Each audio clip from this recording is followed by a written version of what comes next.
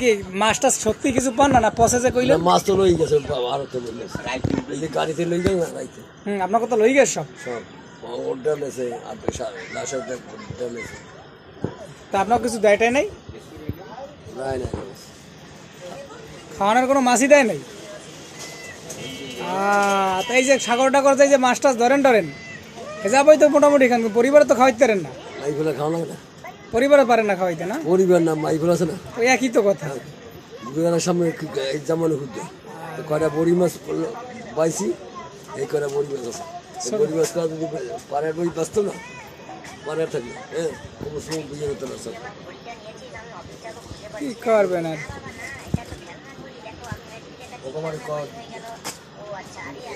মাছ তো কি আবারও যাবেন সাগরে? তো এই যে বাজার করে কিসের বাজার? করে